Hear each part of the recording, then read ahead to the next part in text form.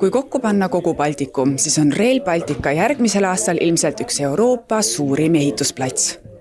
Juba sel aastal on tulemusi ette näidata, 103 kilomeetrit trassi on ehituses ning omadega on jõutud Pärnu maakonda. Lisaks on 36 kilomeetrit ehituse ettevalmistuses.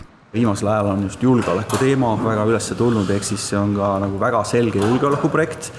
Teiseks on ta loomulikult reisijate liiklus, see on siis nii Eesti-sisene, Tallinn-Pärnu, Pärnu-Tallinn, kui ka siis Baltikumi-sisene, kui ka siis Euroopasse ikkagi kiirühendus. Ainuüksi ehitusfaas ise, lühidalt võiks öelda, on riigi vaates plussiga projekt, opereerimisfaasist rääkimata.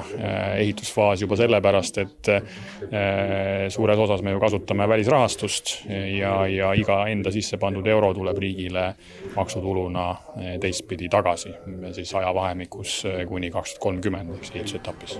Rahad Euroopast on saadud ja ka Eesti riik toetab suurprojekti. Mis me ise rahastuseedused oleme eeldanud, need on täitunud, et rahastus on tagatud, kui me vaatasime ka seda 26. aastat ettevaadet, sest tegelikult kogu see investeeringuvaadis järgmise aastaks on kaetud.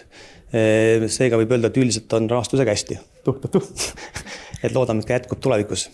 Järgmise aasta investeeringu maht on ligi 500 miljonit eurot. See on pea poole rohkem sellest, mis sel aastal investeeritud sai. Ka uue aasta riigi eelarvesse kirja saadud kuluread Rail Balticu osas panevad kergemalt tuleviku poole vaatama. Kindlasti see oli suur kergendus, et kui me teame, kui keerulised need eelarve läbirääkimised olid ja see, mis sealt tulemus meie jaoks oli üdini positiivne, see näitab, et riik on taga, see on riigi jaoks prioriteet, valitsus on taga ja see on nagu reaalne väga positiivne tulem meie jaoks. Eesti ja Leedu peavad väikest pidi võistlust, et kes kui palju ja kes kiiremini tehtud saab. Aga kuidas on olukord Lätiga, kes ju algusest peale kõigele vastu puiklend on? Läti on oma põhitrassi ehitamist alustanud. Jah, tema algne strateegia oli alustada nendest suurtest mahukatest silmatorkavatest kohtobjektidest Riia keskvaksalis ja Riia lennujaamas. Nüüd ta on ka põhitrassile selle fookuse pannud, lõuna poolt siis põhjasuunas. Kas siis saab öelda, et Läti on murelapse kohalt välja astunud või on ta ikkagi selline väikene Baltikumi murelaps veel? Ma ütlen teistpidi, et Eesti ja Leedu on Baltikumi pailapsed, nii et küllap me kannustame siis ka oma Läti kolleegi.